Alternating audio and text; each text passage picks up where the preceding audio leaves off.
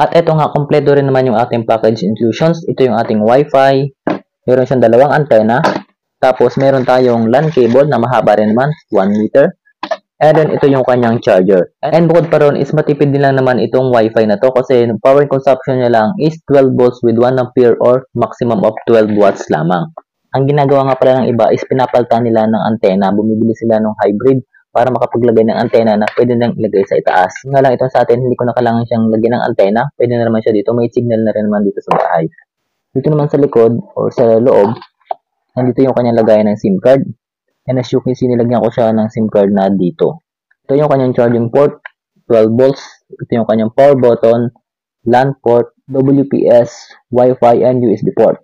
And ito nga palang Wi-Fi nito is hindi naman talaga dito. Ito is powered by Globe pa rin. Nilagyan lamang ng seller ng sticker na dito. Tagtagin natin yan.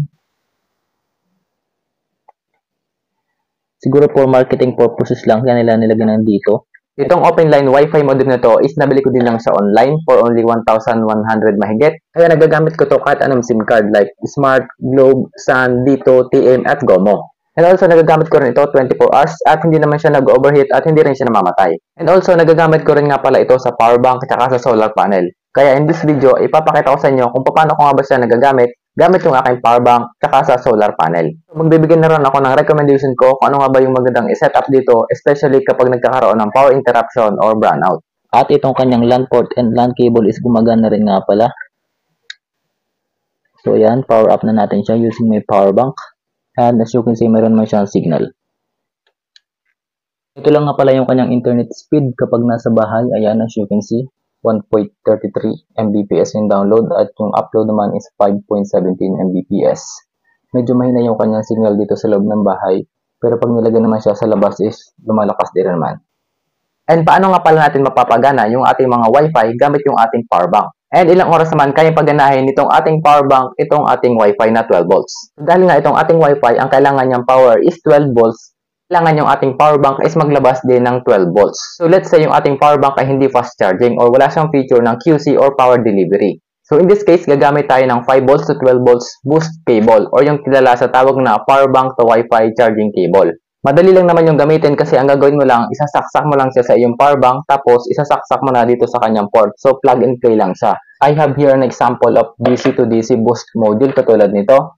Kahit katulad pa nito is same lang yan. Pampataas din sila ng voltage. So ang ginagawa nila, pinapataas nila yung voltage from 5 volts to 12 volts para sa ating Wi-Fi. Yun nga lang, mas mabilis malalobat dito yung ating power bank kasi mas mabilis silang uminit. And also nagkakaroon din dito ng dalawang boosting process. So, una dito sa ating power bank, yung ating battery ng power bank, meron siyang 3.7 volts.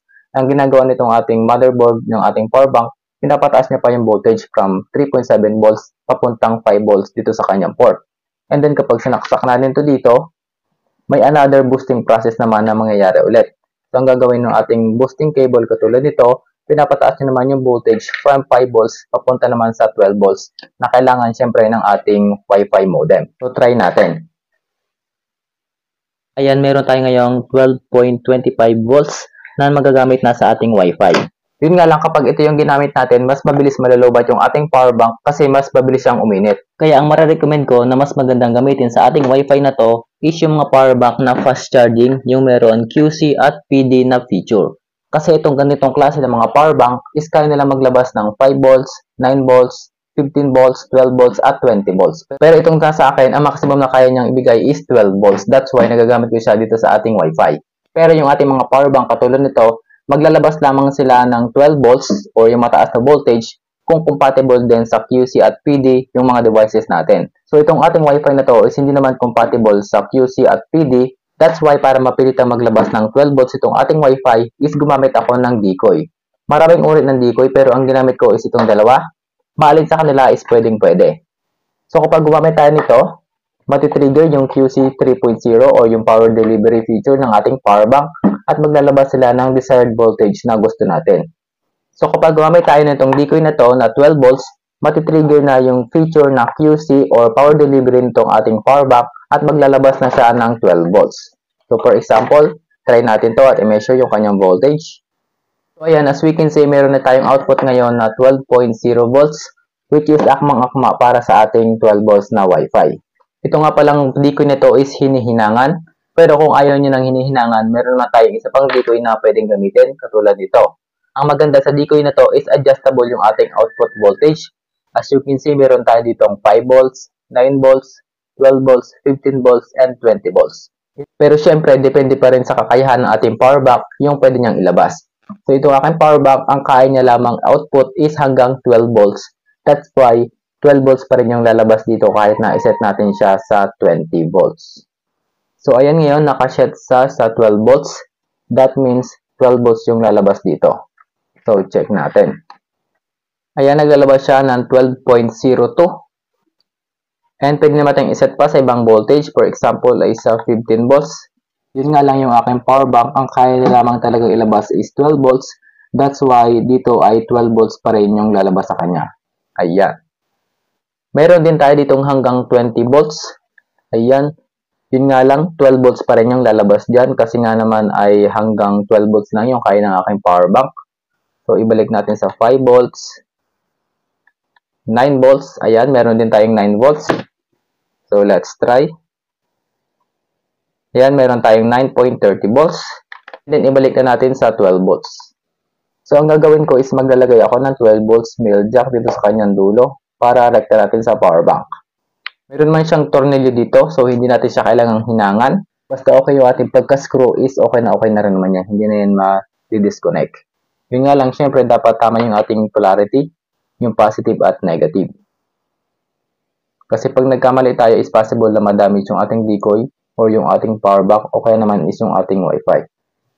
Ayan, kung gagayahan ito, make sure lang na after natin gawin to is i-check ulit natin yung kanyang voltage para hindi tayo magkamali at hindi ma-damage yung ating mga devices. Negative, positive. Ayan, meron tayong 12.0 volts. And now, try na natin dito sa ating Wi-Fi. So, ito yung kanyang sakasakan. Power on. And ayan, gumagana na siya.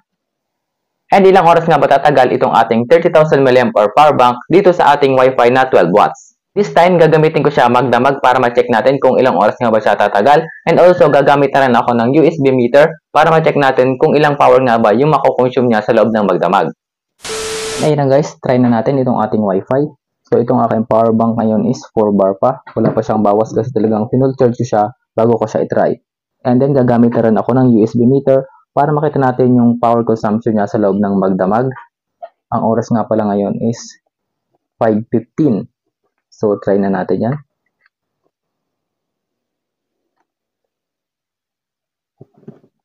So, ayan, gumana na, buhay na rin.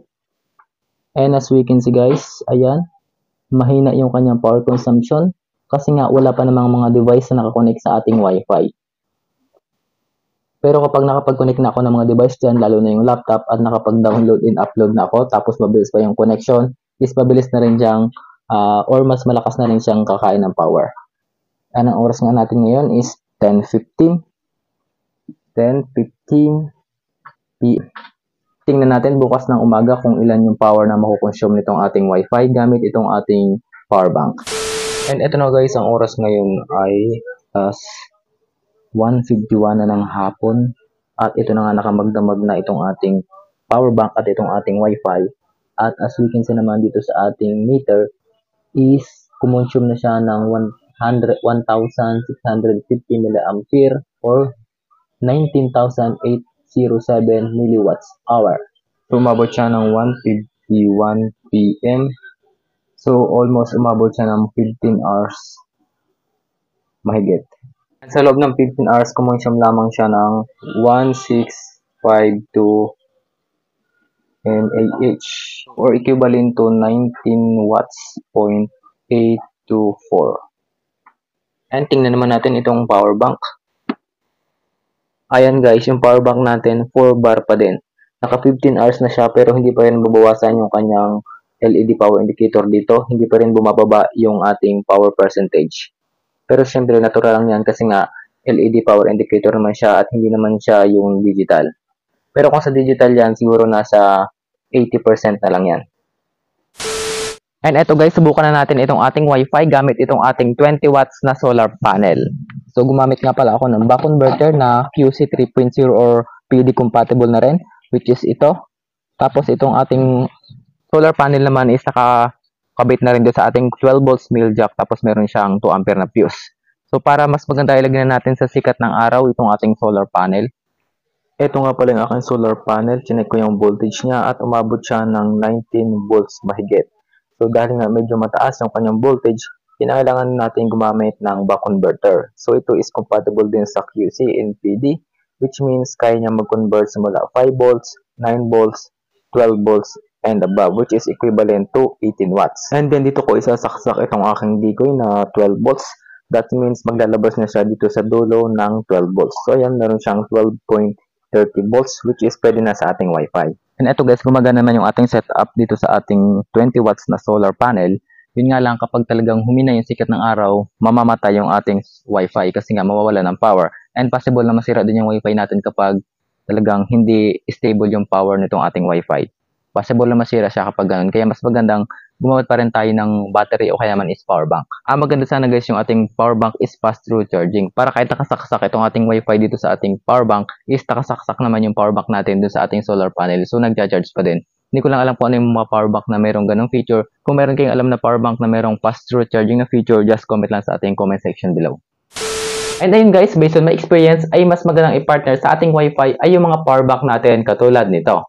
Kasi ito is mataas yung capacity at talaga namang matagal siyang malobat. And also, recommended ko rin ang ganitong setup lalo na doon sa mga tao mga nagla-live streaming kasi talagang hindi kayo magkakaroon ng power interruption basta may laman yung power bank ninyo. And yung mga links nga pala na ating ginamit, yung ating Wi-Fi, yung ating power bank at yung ating mga decoy and buck converters ay ilagay ko sa ating description below tsaka sa ating comment section. And kung gusto nyo bumili, i-click nyo lang yung mga links natin sa baba. And ayun lang guys, kung mayroon ba kayong question and request, just comment lang sa ating comment section below.